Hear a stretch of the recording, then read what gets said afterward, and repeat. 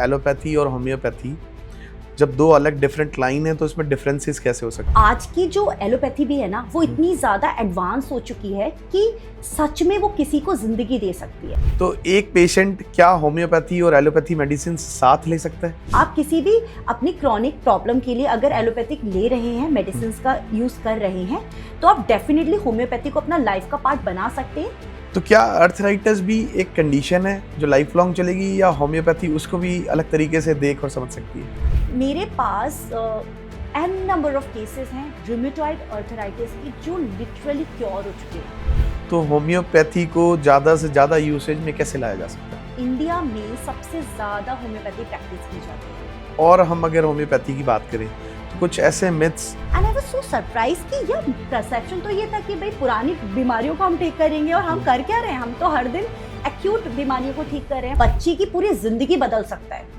आपका एक जल्दबाजी से आप कितना ज्यादा किसी को नुकसान पहुंचा सकते हो।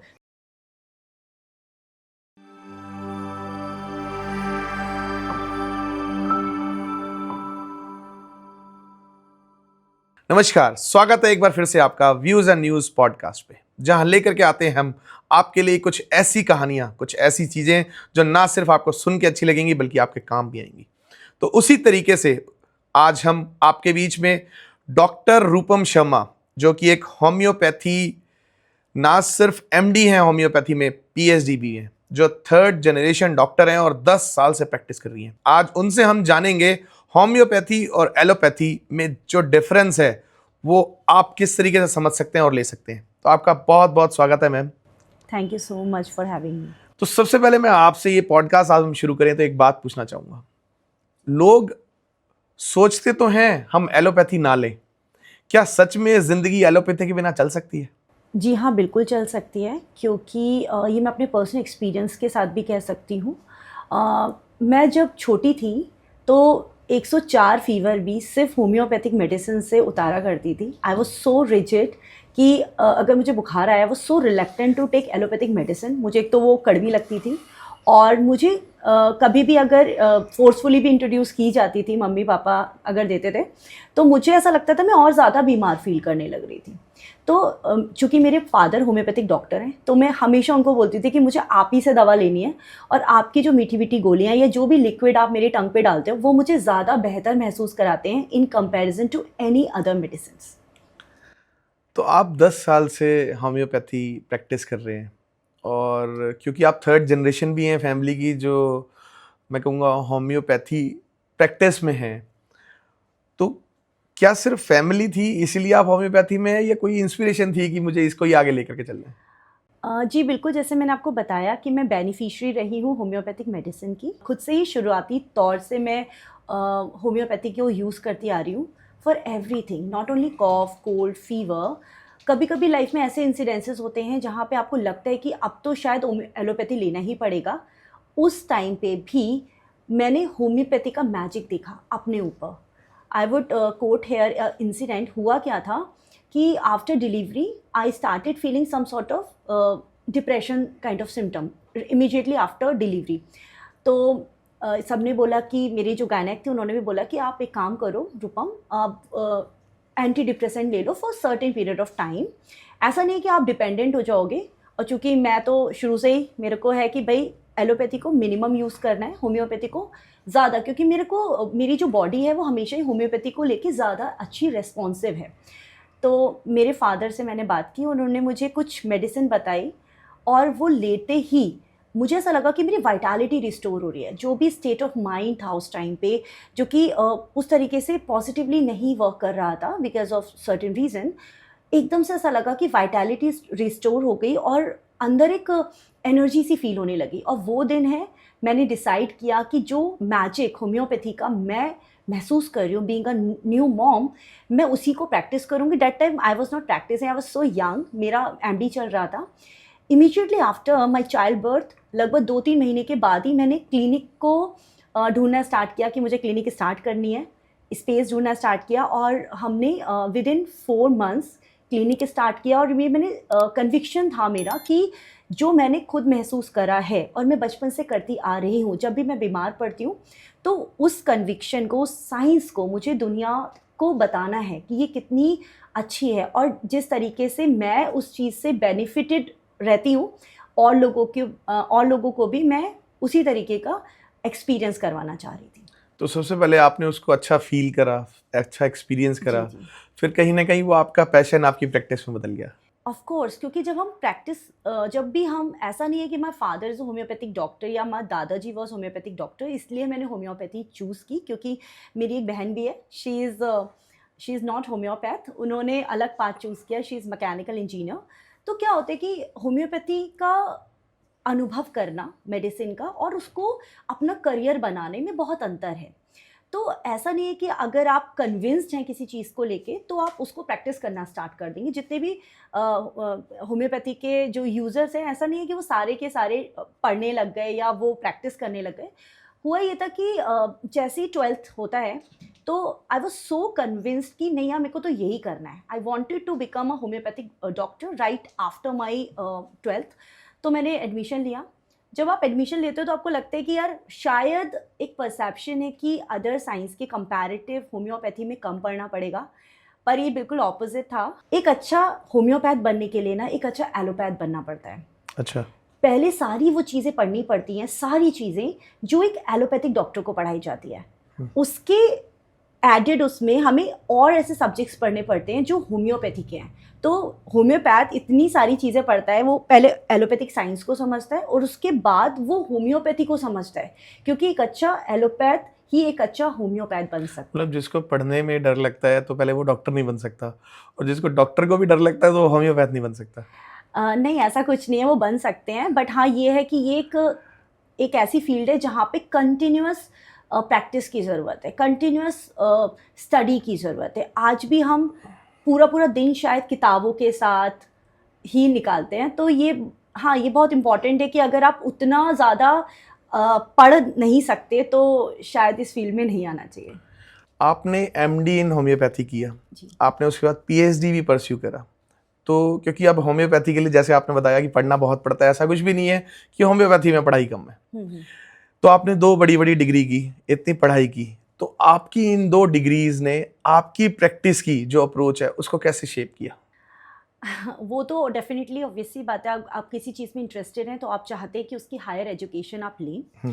बीएचएमएस के बाद एमडी की डिग्री होती है, और एमडी की डिग्री के बाद भी ऐसा कोई, अगर आप प्रैक्टिस में, तो आमतौर पे लोग पीएचडी नहीं करते हैं, पर चूंकि मेरा रिसर्च ओरिएंटेड माइंड ही रहा है शुरू से ही और मुझे बहुत मज़ा आता है होम्योपैथिक प्रैक्टिस में, तो मैंने फ़िलहाल पीएचडी की डिग्री है जो वो मैं परस्यू कर रही हूँ। It is going to finish soon.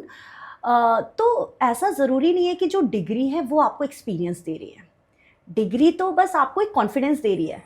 Getting my point, आपको प्रैक्टिकल जो एस्पेक्ट ऑफ एनी साइंस है वो आपको पेशेंस सिखाता है। किताबें बोलती नहीं है, बट किताबों में जो लिखी बातें हैं, जो अगर माना कोई ड्रग में पढ़ रही हूँ जो कि ऑलरेडी बुक में मेंशन्ड है, और जो मुझे उस डिग्री को लेने के दौरान मैंने सीखा, मैंने पढ़ा, और जब वो इंसान पे मैं प्रैक्टिकल रूप में उसका क्लिनिकल एविडेंस देख रही हूँ तो हम कन्विंस ज़्यादा अच्छे हो जाते हैं। पढ़ना अलग बात है, और प्रैक्टिकल एस्पेक्ट में होम्योपैथिक प्रैक्टिस करना इज ऑल टुगेदर डिफरेंट। तो ऐसा नहीं है कि जिनको डिग्री नहीं थी, पहले तो जब इंडिया में होम्योपैथी आई थी शुरुआती तौर पे तो कॉलेजेस ही नहीं थे, क्योंकि हैनीमैन के टाइम पे एक डॉक्टर थे हॉनिंगबर्ग। तो ये कहाँ से आई थी होम्योपैथी? एक्चुअली होम्योपैथी को समझने के लिए मैं थोड़ा हिस्ट्री बताती हूँ आपको। There was a German physician doctor Samuel Hahnemann. वो एलोपैथिक डॉक्टर थे, अगर हम आज के टर्म में बोलें उसे allopathy. He did MBBS MD, okay. और उसके बाद उन्होंने सर्टेन पीरियड ऑफ टाइम उन्होंने प्रैक्टिस किया, और वो एरा ऐसा था, I am talking 18th century की बात कर रही हूँ, जहाँ पे मेडिकल साइंस इतनी ज़्यादा एडवांस नहीं थी। जो मेथड थे वहाँ पे ट्रीटमेंट के, वो बहुत ज़्यादा क्रूअल मेथड थे। अगर किसी को इन्फेक्शन हो गया तो ये माना जाता था कि ब्लड को निकलने दो, वेनेसेक्शन वाला टाइप चीज़ें थी। लीचेस लगा दिए जाते थे कि अगर कोई इम्प्योरिटी है, कोई सफ़र कर रहा था तो उसको और सफ़र कराया जाता था under the name of treatment. तो जो ट्रीटमेंट की वहाँ पे जो मेथडोलॉजी थी वो डॉक्टर हैनीमैन को ना समझ नहीं आ रही थी, वो रिलेट नहीं कर पा रहे थे कि जो ट्रीटमेंट है वो किस तरीके का है। तो चूँकि ये लिंग्विस्टिक थे, इनको लैंग्वेजेस की बहुत नॉलेज थी, और मैं उस टाइम की बात बता रही हूँ जब ट्रांसलेटर्स नहीं होते थे। ही स्टार्टेड ट्रांसलेटिंग मेटीरिया मेडिका, मतलब एक मेटीरिया मेडिका को दूसरी लैंग्वेज में वो ट्रांसलेट करना स्टार्ट कर दिए थे। अब हुआ क्या कि एक बार वो कुलिन्स मेटीरिया मेडिका को ट्रांसलेट कर रहे थे और वहाँ पे लिखा हुआ था कि malaria cinchona bark can cure malaria because of its bitterness.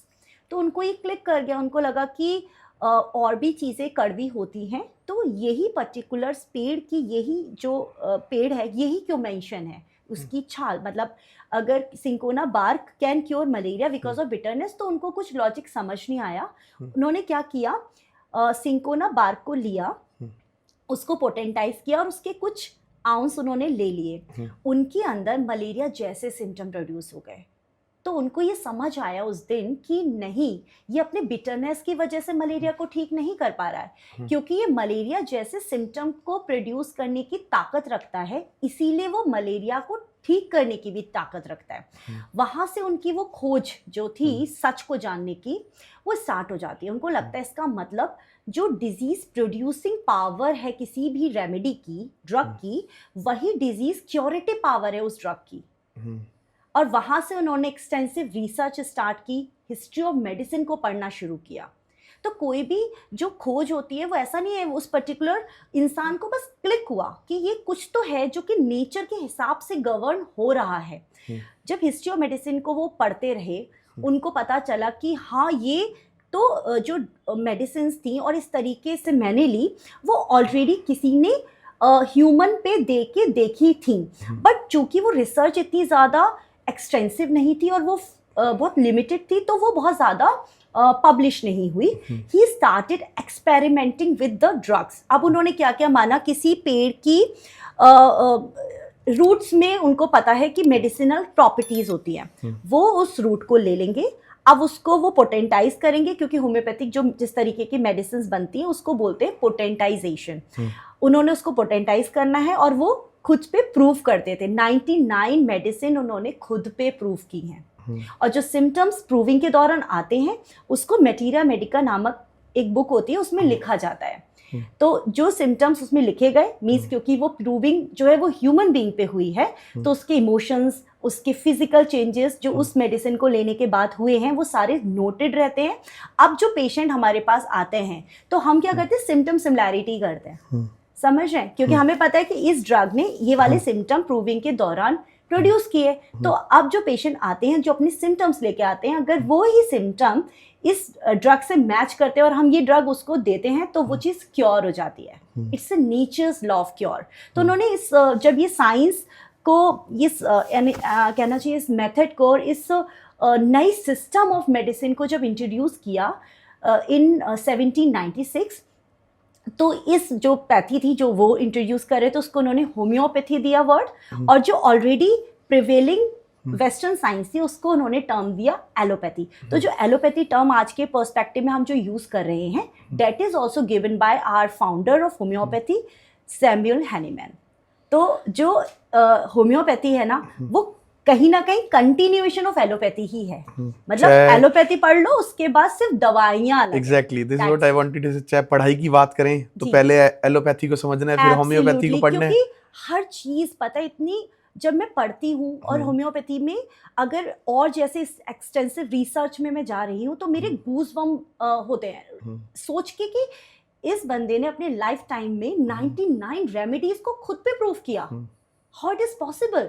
हम पढ़ नहीं पा रहे हैं उन ड्रग्स को और हम यूटिलाइज नहीं कर पा रहे इतने अच्छे टूल्स को, और उन्होंने इतनी एक नई सिस्टम निकाल दिया।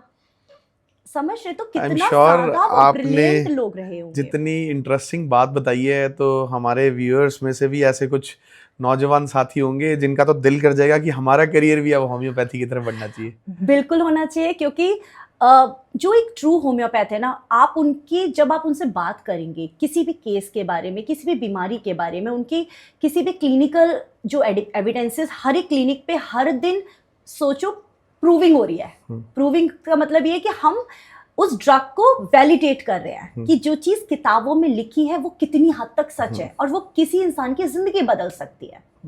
समझ रहे, तो बड़ा मजा आता है। तो आप कभी भी किसी होम्योपैथ से बात करेंगे ना जो इसमें इन्वॉल्व है, तो आपको उसके चेहरे से, उसकी आंखों से एक अलग ही स्पार्क दिखेगा और एक अलग ही सेटिस्फेक्शन और अलग ही ग्लो दिखेगा और एक अलग कन्विक्शन दिखेगा कि जो कहीं और मुझे नहीं लगता देखने को मिलता है। चलिए, हमने इतना जाना कि होम्योपैथ जो है ये पार्ट ऑफ साइंस है, और जब ये पार्ट ऑफ साइंस है तो हम कुछ डिफरेंस और जानने की आपसे कोशिश करते हैं कि एलोपैथी और होम्योपैथी जब दो अलग डिफरेंट लाइन है तो इसमें डिफरेंसेस कैसे हो सकते हैं। अगर हम बात करते हैं इनके ट्रीटमेंट्स की, जैसे कि से फॉर एग्जांपल अगर कुछ क्रोनिक डिजीज़ होते हैं या एक्यूट डिजीज़ होते हैं, उनको एलोपैथी से हम ट्रीट करते हैं, और फिर बात इस साइंस की आती है होम्योपैथी की, तो आप उसको कैसे देखते हैं?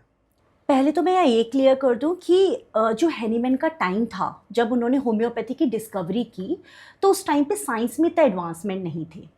तो आज की जो एलोपैथी भी है ना, वो इतनी ज़्यादा एडवांस हो चुकी है कि सच में वो किसी को ज़िंदगी दे सकती है। जैसे जो सर्जरी है ना एलोपैथी में, जो पार्ट है सर्जिकल, जो जितने भी प्रोसीजर्स है, जैसे प्लास्टिक सर्जरी है, कार्डियक सर्जरी है, न्यूरो सर्जरी है, वो इतनी अमेजिंग साइंस है, वुड से इतना अमेजिंग मेथड है कि वो किसी भी इंसान को जिंदा तो कर सकता है, ये गारंटी है।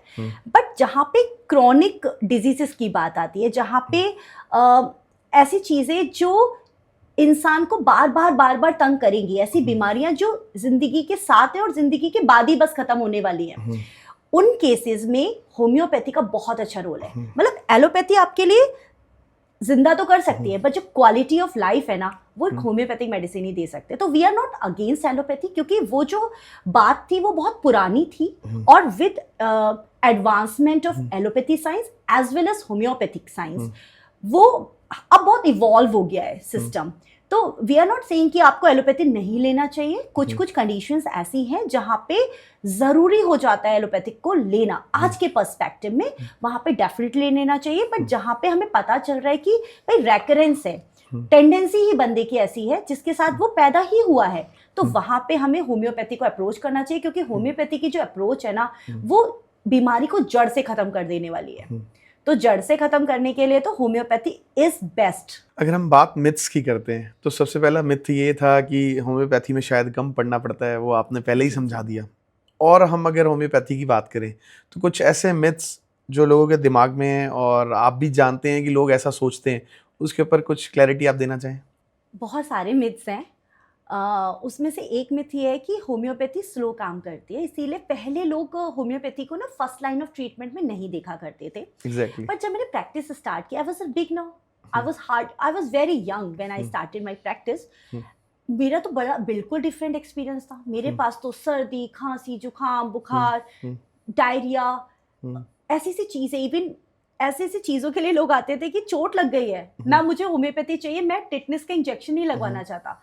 And I was so surprise कि यह परसेप्शन तो ये था कि भाई पुरानी बीमारियों को हम ठीक करेंगे, और हम कर क्या रहे हैं, हम तो हर दिन एक्यूट बीमारियों को ठीक कर रहे हैं। तो मैं ये अपने एक्सपीरियंस से बोल पाऊंगी आज कि अगर आप किसी को ना एक्यूट कंडीशन के लिए ठीक करते हो ना, then the patient becomes chronic to you. मतलब वो एक रिश्ता जुड़ जाता है डॉक्टर के साथ। अगर आपने किसी बच्चे की खांसी को इंस्टेंट ठीक कर दिया, तो इतना ज्यादा फेथ बनता है ना, उनको लगता है कि वाओ, हमारा तो परसेप्शन ही अलग था कि होम्योपैथी स्लो काम करती है, ये तो बड़ा मैजिक है। अच्छा, वो फास्ट काम करे उसके लिए डॉक्टर की क्या रिस्पॉन्सिबिलिटी है? देखो, हमें ना एक्सटेंसिव पढ़ना पड़ता है, हमें हर दिन एक तरीके से अपना एक डिवोशन चाहिए टुवर्ड्स स्टडी, टुवर्ड्स रिसर्च, क्योंकि हमें आज क्या हो रहा है उससे भी जुड़ा रहना पड़ता है, क्या क्या एडवांसमेंट है, और हमें जो हो चुके हैं, जो भी हमारी प्रूवन ड्रग्स हैं, उनके भी बारे में बार बार पढ़ना पड़ता है। ऐसा नहीं है कि एक बुक में जो लिखा है वही बस सच है,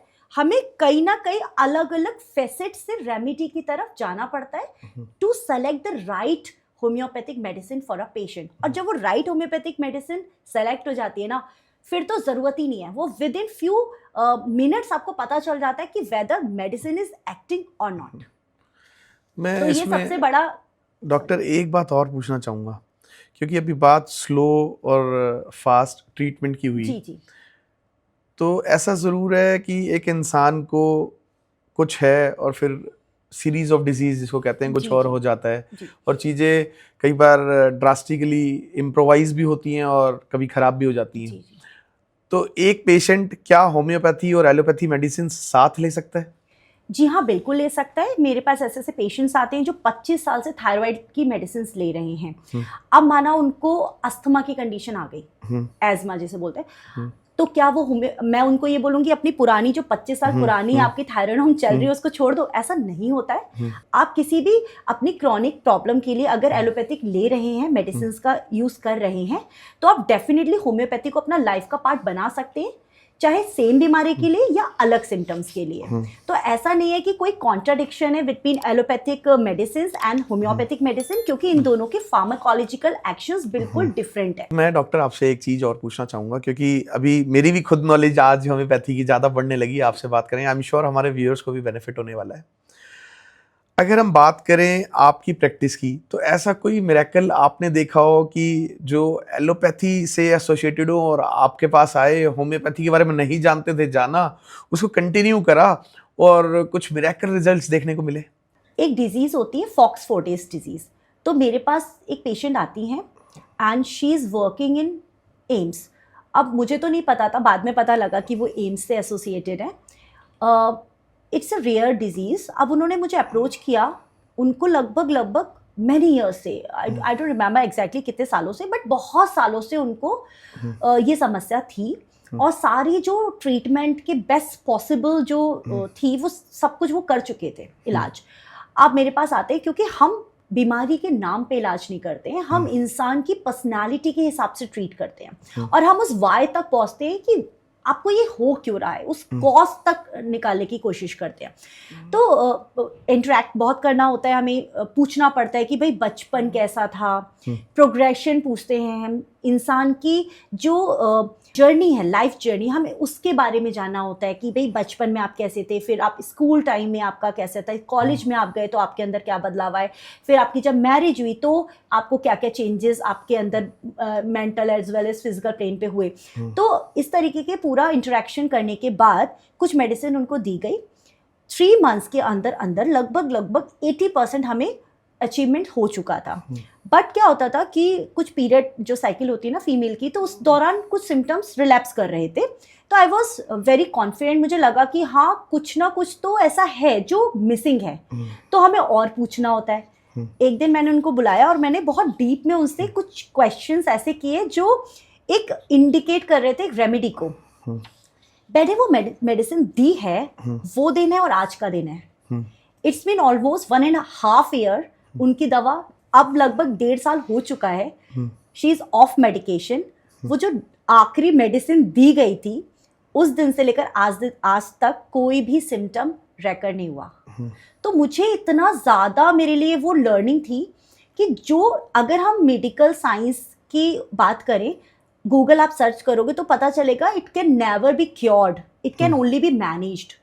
वो बंदी 1.5 साल से कोई भी दवा नहीं ले रही है, not homeopathy, not allopathy, nothing, still she is doing fine. It means कि वो जो दवा थी ना वो इतनी ज़्यादा डीप रूटेड थी, उसने उस परेशानी को जड़ से ख़त्म कर दिया। ऐसा एक एग्जांपल और मैं आपसे पूछना चाहूँगा, क्योंकि अभी मुझे दिमाग में आई ये बात कि एक चीज़ होती है अर्थराइटिस। जी जी।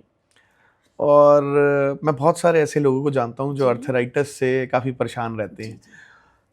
अब अर्थराइटिस शायद ऐसी बीमारी है जो लाइफ लॉन्ग चलेगी, अब वो क्योर नहीं होनी, वो मैनेज होती रहती है, आप जितनी भी मेडिसिन लेते रहें। इनफैक्ट मेरे घर में भी अर्थराइटिस को मैंने देखा है। तो क्या अर्थराइटिस भी एक कंडीशन है जो लाइफ लॉन्ग चलेगी, या होम्योपैथी उसको भी अलग तरीके से देख और समझ सकती है? जी बिल्कुल। अर्थराइटिस 2 तरीके की होती है। एक होती है ऑस्टियोआर्थराइटिस जो एज रिलेटेड है, एक होती है रिमेटॉइड अर्थराइटिस जो इन्फ्लेमेटरी कंडीशन को इंडिकेट करती है। मतलब ऑस्टियोआर्थराइटिस डीजनरेटिव कंडीशन है जो मेजरली घुटनों या जो लार्जर जॉइंट है उनको अफेक्ट करती है। और एक कंडीशन होती है रूमेटॉइड अर्थराइटिस जो कि यंग जनरेशन या यंग पीपल में देखने को मिलती है। वो ऑटोइम्यून कंडीशन है और इन्फ्लेमेटरी है। आप समझ, उसमें उंगलियां अगर आप टेढ़ी सी हो जाती है, स्वेलिंग हो जाती है, स्वेलिंग हो जाती है, पेन होता है, और फिंगर में वो एक तरीके से इरिवर्सिबल चेंजेस प्रोड्यूस कर देती है और उसके साथ आपको रहना बड़ा मुश्किल हो जाता है। और मतलब ये परेशानी यंग पॉपुलेशन में ज़्यादा होती है, तो उनके लिए डे टू डे लाइफ की एक्टिविटी करना भी मुश्किल हो जाता है। मेरे पास एन नंबर ऑफ केसेस हैं रूमेटॉइड अर्थराइटिस के जो लिटरली क्योर हो चुके हैं। अभी हाल ही में एक लेडी लगभग 1 साल से इलाज करा रही हैं, आरए पॉजिटिव था और भी पैरामीटर्स बिगड़े हुए थे। परसों की बात है, उन्होंने मुझे मैसेज किया और अपनी रिपोर्ट के साथ she was extremely happy to see the results. उनको ऐसा लग रहा था कि मैं होम्योपैथी ले तो रही हूँ, और उनको बहुत सारे लोग ये बोल रहे थे कि तुम होम्योपैथी ले रहे हो बट कितना आराम होगा नहीं होगा वो तो डिपेंड करेगा तुम्हारा आरए फैक्टर पे या एएनए पे, जो पैरामीटर्स हैं। तो उनको लगा कि ठीक है देखा जाएगा, मैं तो ले रही हूँ होम्योपैथी। वो डरते थे टेस्ट कराने से कि भाई पता नहीं अगर सही नहीं निकला तो मुझे एलोपैथिक के पास जाना पड़ेगा। तो इस वजह से शी वॉज अवॉइडिंग इन्वेस्टिगेशन। चूंकि टाइम ज़्यादा हो गया था, मैंने इनको रेकमेंड किया कि आपको अगेन ये सारे पैरामीटर्स को चेक करना ही पड़ेगा, देन मैं आपको फर्दर ट्रीटमेंट आपको दूंगी। इतना बेहतर रिजल्ट आया है, जो उनका आरए फैक्टर है ऑलमोस्ट नॉर्मल है। Within 2-3 months she'll be definitely she is going to get cured of this problem, जो बोला जाता है कि कभी ठीक नहीं हो सकती। सिम्टम्स तो बहुत पहले ही चले गए थे, बट अगर हम पैथोलॉजिकल सिग्निफिकेंस की बात करें तो वो जो पैरामीटर्स इतने अच्छे इंप्रूव्ड हुए ना, इतना मैजिक उसमें रिजल्ट मिला है ना। वो मुझसे बस ये बोल रही थी कि मुझे उन लोगों को अब बताना है जो मुझे बोल रहे थे कि होम्योपैथी तुम ले तो रहे हो, you are just killing your time and you are just avoiding allopathy, कुछ नहीं होने वाला, eventually you will have to take steroids और यही सब लेना पड़ेगा, नसैड्स एंड ऑल। बट वो बोल रही थी कि मैं अब उनको कॉल करके ये बोलने वाली हूँ कि मेरी रिपोर्ट देखो, कहाँ से मैंने शुरू किया और आज मैं कहाँ पहुँच गई। तो इतना अच्छा रिजल्ट तब मिलता है जब हम इंसान को समझ के दवा देते हैं। जो इस केस में भी अगर मैं आपको बताऊं तो रिमेटॉइड अर्थराइटिस से हमें मतलब नहीं था, हमें emotional state of the patient से मतलब था।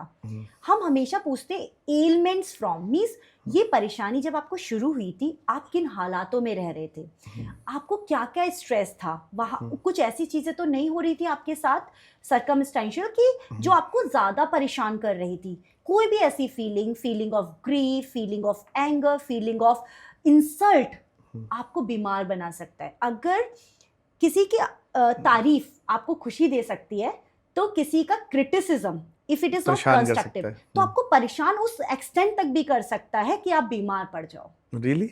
एब्सोल्युटली। क्योंकि क्या हो रहा है कि ये होता है डायनेमिक इन्फ्लुएंस, समझ रहे हैं? अगर आप एक ऐसे वातावरण में काम भी कर रहे हैं ना जो टॉक्सिक है, जहाँ पे कोई आपको काम के लिए अप्रिशिएट नहीं करता, आपको हमेशा एक ऐसी फीलिंग कराई जाती है, ह्यूमिलिएटेड सी फीलिंग, आपको इंसल्ट किया जाता है, आप कंटिन्यूस, आपकी मजबूरी है वहाँ पे काम करना, eventually you will start falling sick. बीमारी जो है वो यहाँ से शुरू होके फिजिकल प्लेन पे मैनिफेस्ट होती है। तो होम्योपैथी का जो कॉन्सेप्ट है, जो मुझे सबसे प्यारा लगता है, उसका कॉन्सेप्ट है होलिस्टिक। होलिस्टिक कॉन्सेप्ट का मतलब है कि फिजिकल इलनेस के लिए तो ऑब्वियस सी बात हमारे पास आप आए हैं, पर आपकी जो बीमारी है वो सिर्फ फिजिकल नहीं है, उसका इमोशनल एस्पेक्ट भी है। तो हम जो छुपा हुआ इमोशनल एस्पेक्ट है, हम उस पे वो भी ट्रीट जाके उसके हिसाब से ट्रीट करते हैं। तो वहां पे क्योर जो होता है ना, फिर वो गारंटी वाली चीज है। तो डॉक्टर आज आप क्योंकि क्वेश्चन आंसर्स में बैठ ही गए हैं, वैसे तो किसी डॉक्टर से ऐसे नहीं पूछना चाहिए, लेकिन आई एम श्योर व्यूअर्स क्योंकि होम्योपैथी को आज ज़्यादा समझ रहे हैं तो मैं उनकी तरफ से पूछ देता हूँ। क्योंकि ना जब डॉक्टर पे जाते हैं तो एक फीस लगती है। हाँ जी। किसी भी हॉस्पिटल में जाते हैं, किसी भी बीमारी को क्योर करने की बात करते हैं, तो ऐसा मानना है बहुत सारे लोगों का कि हम उस डॉक्टर पे जाएंगे तो ज़्यादा फीस लगेगी, उस डॉक्टर पे जाएंगे तो शायद थोड़ा इकोनॉमिकल होगा। तो अगर हम एलोपैथी को समझते हैं और होम्योपैथी को समझते हैं तो फीस के पॉइंट ऑफ व्यू से अगर हम पेशेंट्स की तरफ से बात करें तो एलोपैथी में ज़्यादा पैसे लगते हैं या होम्योपैथी में ज़्यादा पैसे लगते हैं? ऑफ कोर्स एलोपैथी पे ज़्यादा लगता है, क्योंकि एक तो फीस ज़्यादा है और दूसरा जो इन्वेस्टिगेशंस होते हैं ना वो बहुत ज़्यादा है, बहुत ज़्यादा है। अगर आप टेस्ट कराने में बहुत ज़्यादा टेस्ट हो रहे हैं, अननेसेसरी वाले भी हो रहे हैं। मेरे पास इतने छोटे छोटे बच्चे आते हैं जिनके एक्सरे हो चुके हैं, जिनका सीटी स्कैन हो चुके हैं, और किस चीज़ के लिए? एडेनोइड के लिए। वो जब घुस रहे होते हैं अपनी रिपोर्ट्स लेके क्लिनिक में, चैम्बर में, तो मैं तुरंत बोल देती हूँ एडेनोइड के लिए आए हैं। उनको बड़ा सरप्राइज होता है कि मैम आपने तो बिना पूछे बता दिया कि इसको एडेनोइड है और इसके लिए हमने पिछले 10 दिन में हमने सीटी करा लिए, सब कुछ करा लिया। और क्योंकि देखो हर एक investigation is not bad I would say, but X-ray है, सीटी स्कैन है, एमआरआई है, वो हजार्डस रेडिएशंस उसके वो रेडिएशंस हैं, वो बॉडी को नुकसान पहुंचा सकती है। लेकिन आज तो किसी भी सिटी में जाओ तो जो भी ऐसी पाथ लैब्स हैं उसमें तो सीटी स्कैन की भी 2 दिन की डेट मिलती है, एमआरआई की भी 2 दिन की, वहाँ पे तो भीड़ ही बहुत ज़्यादा है। हाँ, क्योंकि हर चीज़ का बहुत मिसयूज़ किया जा रहा है। जो ये इन्वेस्टिगेशंस थे, रेडियोलॉजिकल इन्वेस्टिगेशंस, ये हमारी हेल्प के लिए थे। Exactly. पहले के जो हमारे आयुर्वेदिक डॉक्टर्स थे, वैद्य थे, वो नाड़ी परीक्षण करके बता देते थे कि आपको क्या क्या परेशानी है। क्योंकि क्या होता था उस टाइम पे, डॉक्टर और पेशेंट का जो रिश्ता था वो बहुत अलग था। पहले कोई बीमार पड़ता था तो वो खुद की रिस्पॉन्सिबिलिटी समझता था कि अगर मैं बीमार हुआ हूँ तो मुझे पहले खुद पे कुछ काम करना है। उसके बाद जो बचे कुछ सिम्टम होते थे और अगर उसको लगता था कि भाई अब मैं खुद को ठीक नहीं कर पा रहा, तो वो जाके वैद्य को या डॉक्टर को अप्रोच करा करते थे और डॉक्टर उनको जो भी मेडिसिन देते थे उन्होंने वो लेना है और वो बड़े ग्रेटिट्यूड में रहा करते थे। बट आज के टाइम में मैं ये चीज़ देख रही हूँ, एक तो जो डॉक्टर पेशेंट का जो टाइमिंग है, एक तरीके से जो डॉक्टर को अपने पेशेंट के साथ टाइम स्पेंड करना चाहिए उसको समझने के लिए डेप्थ तक, वो बहुत कम हो गया है। हर इंसान जल्दी में है, जल्दी इलाज चाहिए। मैंने एक बहुत पहले एक ट्रक पे लिखा हुआ देखा था, बड़े लाइनर से लिखे होते हैं फनी से, जिनको जल्दी थी वो चले गए, और वो मेरे को स्टक कर गया। तो जो भी पेशेंट आते हैं और बहुत इम्पेशेंट से होते हैं, तो मुझे लगता है कि उनको मैं कैसे समझाऊं कि जल्दबाजी आप नहीं कर सकते।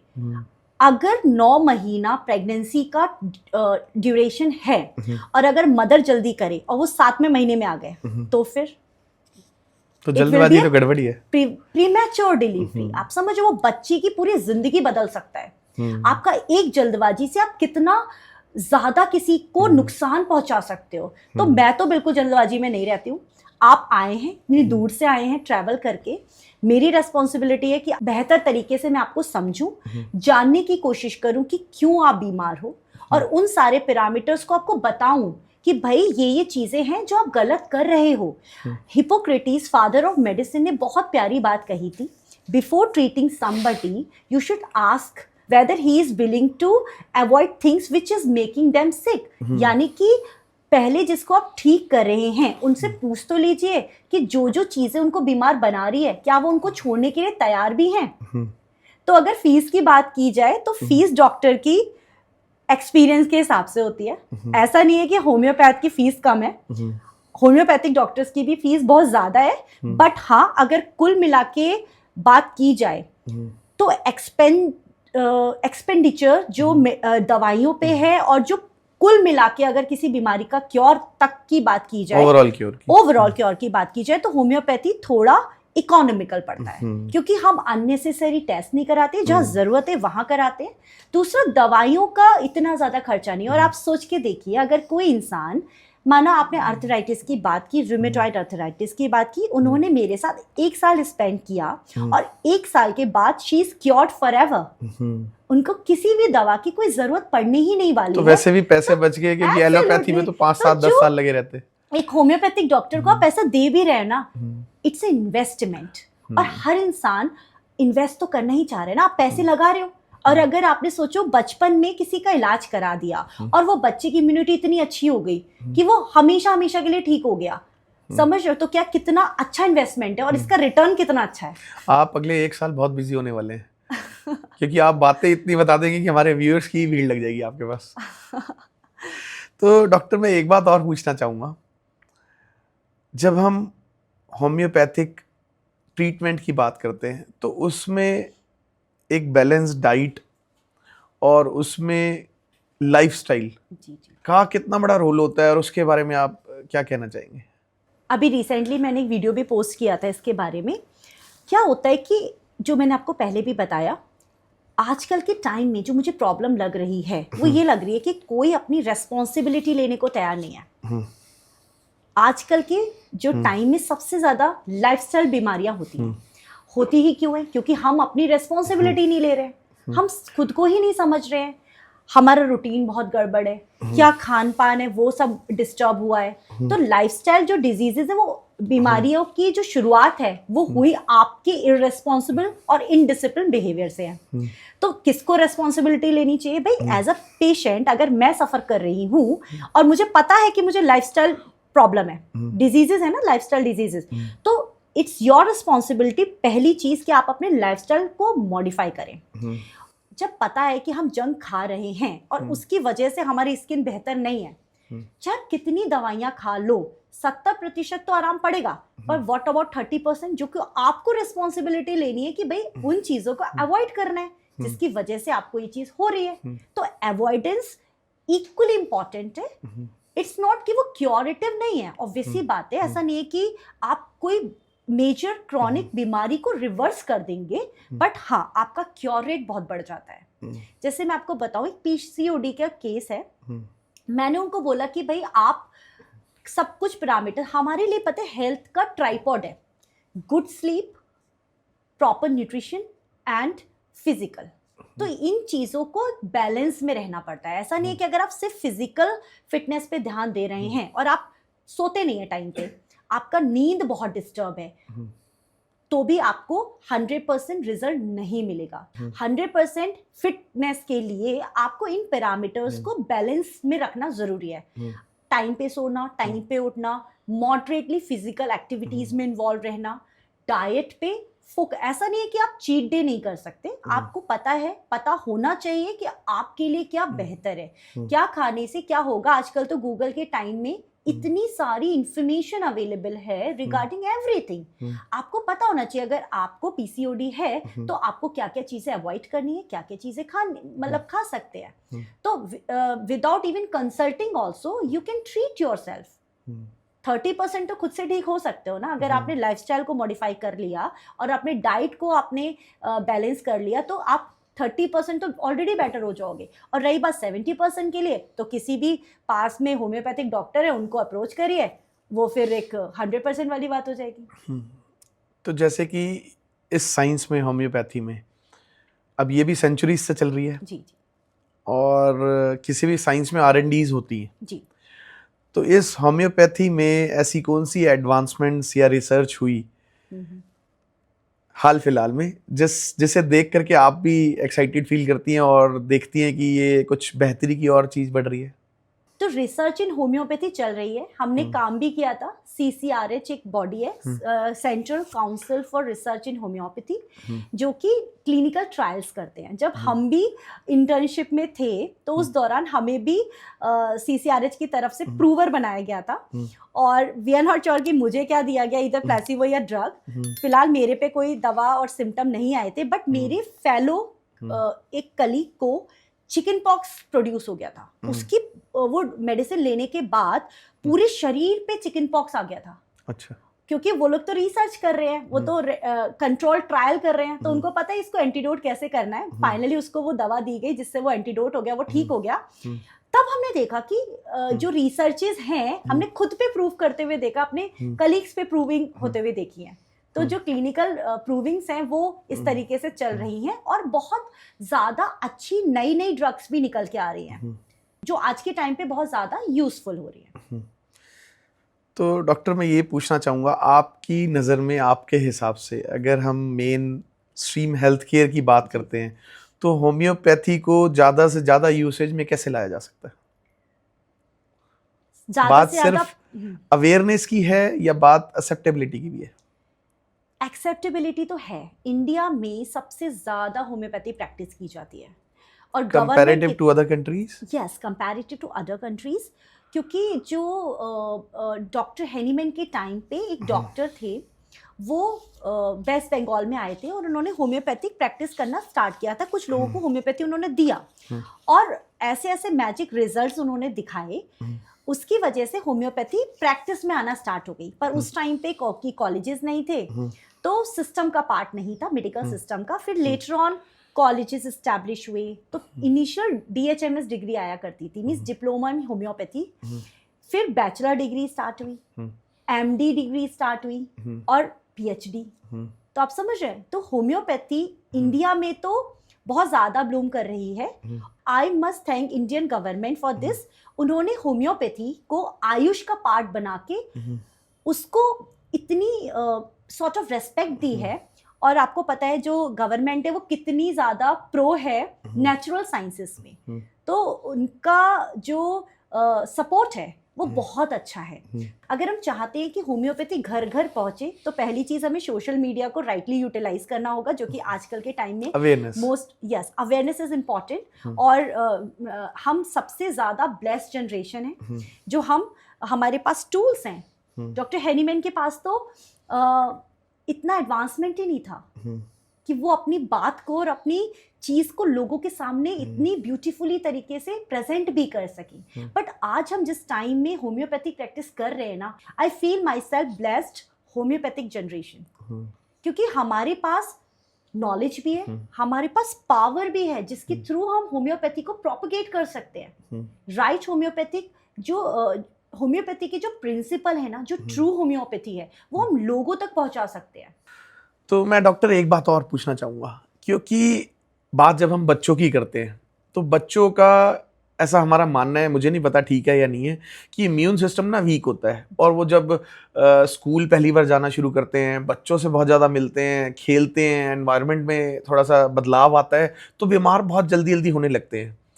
तो बच्चों को हम कैसे होम्योपैथी में ट्रीट कर सकते हैं, और कितने साल के बच्चे को ट्रीट कर सकते हैं, या हर तरीके के बच्चों को ट्रीट कर सकते हैं? ये मुझसे अक्सर सवाल पूछा जाता है, तो मैं यही बोलती हूँ, इमीडिएटली आफ्टर बर्थ, इवन जन्म से पहले भी ये माना जाता है और ये प्रूवन है। मैंने अपनी क्लिनिक पे इतने सारे पेशेंट को ड्यूरिंग प्रेगनेंसी उनका होम्योपैथी इलाज करा, तो वो बच्चे इतने ज़्यादा हेल्दी है, उनको इम्यून सिस्टम पे बहुत अच्छा फ़र्क पड़ा। हमारी लिटरेचर में भी है, और एक रिसर्च भी पब्लिश हुई थी जिसमें ये प्रूवन चीज़ है कि अगर मदर प्रेगनेंसी के दौरान होम्योपैथी ट्रीटमेंट कराती है, उसकी जो भी जेनेटिक बीमारियां हैं, माना उसके फीमेल के मैटरनल पैटर्नल साइड, फादर के पैटर्नल साइड की जेनेटिक को कंसीडर करके जब माँ को एंटीसोरिक हम मेडिसिन बोलते हैं, जो उसका एंटीमाइजमेटिक जो ट्रीटमेंट है वो किया जाता है, तो probability of having any genetic disorder in kids, जो बच्चे पैदा होंगे, उनमें ऑलमोस्ट 0 हो जाता है। तो ये इतनी ज़्यादा प्रभावशाली है। सोचिए, जन्म के बात तो तुरंत दे ही सकते हैं, जन्म से पहले मदर्स वुम में भी होम्योपैथी दी जा सकती है। और जो बहुत छोटे छोटे बच्चे हैं ना, जो राइट आफ्टर बर्थ, उनमें जो होम्योपैथिक दवा है वो मदर के थ्रू दी जाती है। हम मदर को मेडिसिन देते हैं एंड जो लैक्टेशन के टाइम पे वो दवा बच्चे तक पहुंच जाती है। इतना मैजिक रिजल्ट्स मैंने देखे हैं। छोटे छोटे बच्चे आते हैं, इनको एक्जिमा होता है, बच्चा पैदा हुआ, सर से पपड़ियाँ छूट रही हैं, उनको लगता है कि ये तो क्रेडल कैप बोलते हैं। तो ये कंडीशन ऐसी है, ये इंडिकेट कर रही है कि कल को चल के बच्चे को क्या क्या परेशानियां हो सकती हैं। तो एक टर्म है एटॉपी।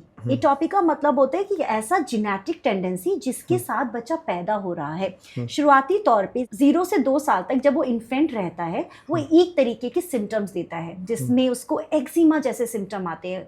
ऐसे बच्चों की स्किन आमतौर पे बहुत सुपर ड्राई देखी जाती है। जैसे ही मौसम बदलता है, उनको स्क्रैचिंग शुरू हो जाती है, उनके ऊपर, स्किन के ऊपर ड्राई से पैचेस आना स्टार्ट हो जाते हैं, इन्फ्लेम्ड हो जाती है, और अगर ज़्यादा वो खुजली कर देते हैं, वहां से खून तक आ जाता है। आमतौर पे ये फोल्ड्स पे मिलता है, पर कभी कभी वो जनरलाइज भी देखा जाता है, या सिर्फ फेस पे है तो फेस पे, ये कान के पीछे भी कट लगने लगता है।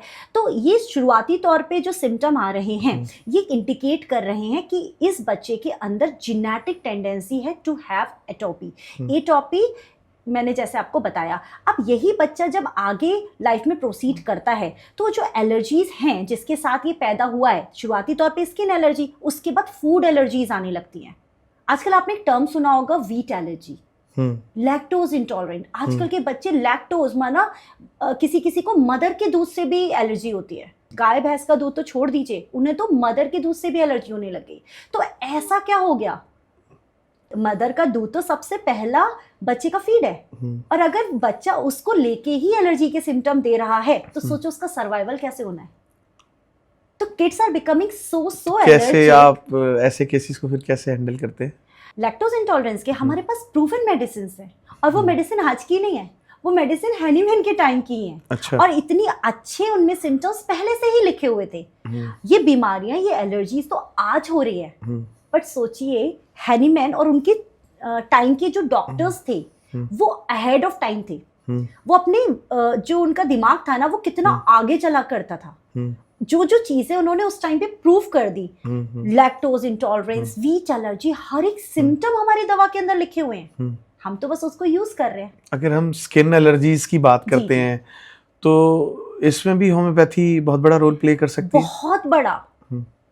जैसे अगर शुरुआती तौर पे ही स्किन एलर्जी पता चल जाती है और किसी किसी को आफ्टर कुछ वैक्सीन लगवाया उसके बाद ट्रिगर कर जाती है ना, तो इतना अच्छा रिजल्ट मिलता है। पहली चीज, हम उसको दबाते नहीं है, क्योंकि स्किन के लिए ना क्या बोला जाता है, it's a part of our defence system.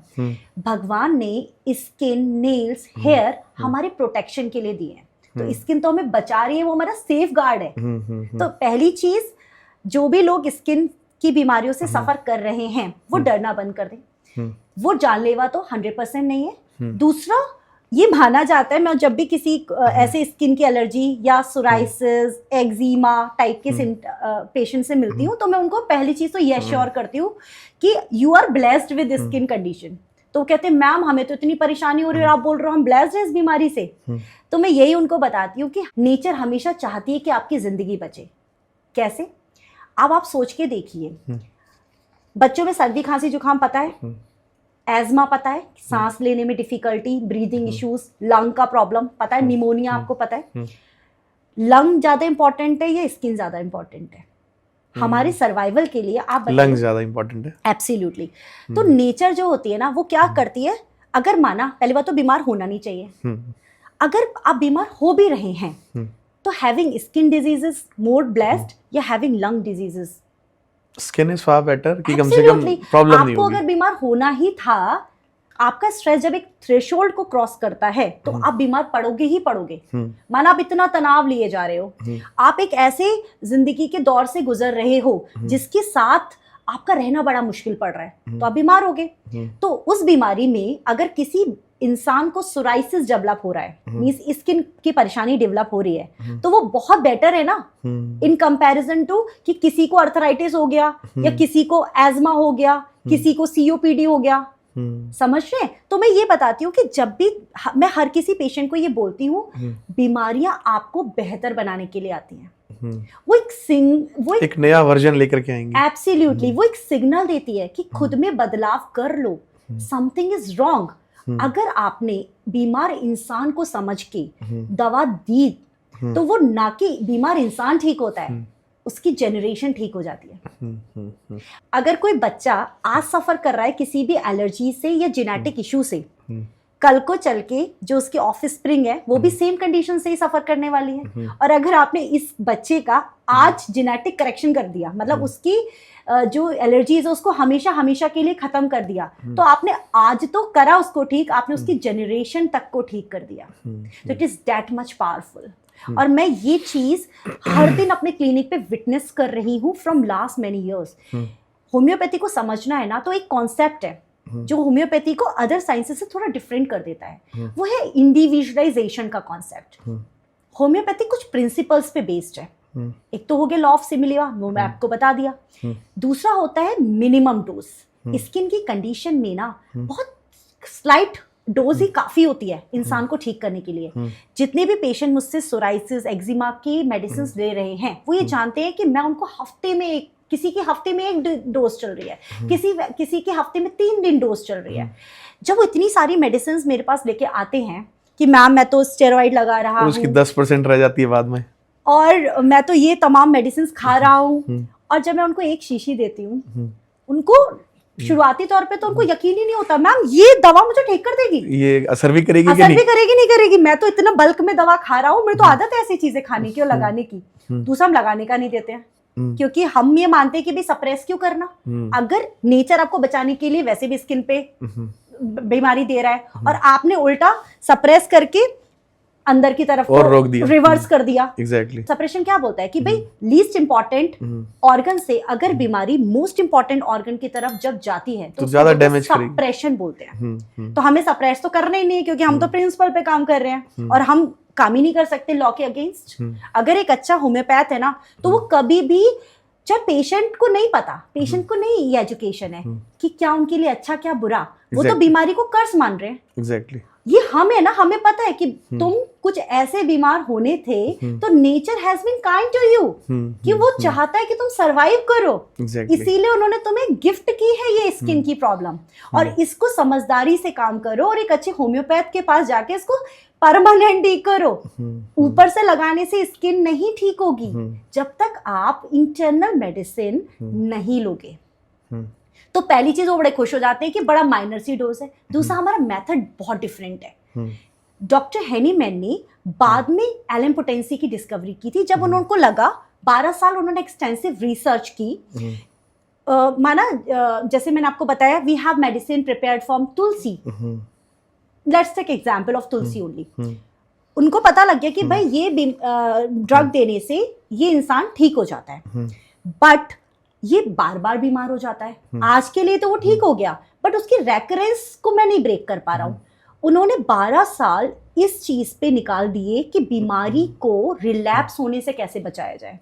आपको पता है 12 साल उन्होंने यही तपस्या करी, यही रिसर्च की कि कैसे इस बीमारी को, इस सिम्टम को मैं बार बार आने से बचाऊं। और जब मुझे किसी क्रॉनिक बीमारी को टारगेट करना है तो कोई में कहना चाहिए, कोई भी मैं ऐसी डोज नहीं दे सकता जो कि उसका एक्शन 1-1 महीने तक हो। तो मुझे ऐसी दवाई देनी है, इस फॉर्म में देनी है कि इंसान हर दिन वो दवा ले पाए without disturbing it's system. Means अगर आपका पार्टनर, आप किसी से, मैं ऐसे पेशेंट का एग्जांपल देती हूँ कि अगर आपको किसी से शादी करनी है तो आप उस इंसान से शादी करोगे ना जिसके साथ आप ज्यादा कंफर्टेबल हो, क्योंकि ये एक दिन का मैटर नहीं है, it's a matter of life time. आपको जिंदगी भर का वो साथ है। तो अगर आपकी कोई बीमारी है जो आज भी है और जिंदगी भर रहने वाली है, और आपको पता है कि आपको इसके लिए दवा लेनी ही लेनी है, तो इट्स बेटर ना कि आप ऐसी माइल्डेस्ट दवा लो, ऐसी माइन्यूटेस्ट डोज में लो जो आपके सिस्टम को ना बिगाड़े। अदरवाइज वो रोज रोज की किचकिच से बेटर ये है ना कि आप ऐसा पार्टनर ढूंढो ना जो आपके लिए सेफ हो, आपके लिए एनकरेजिंग हो। तो होम्योपैथी की ब्यूटी यही है।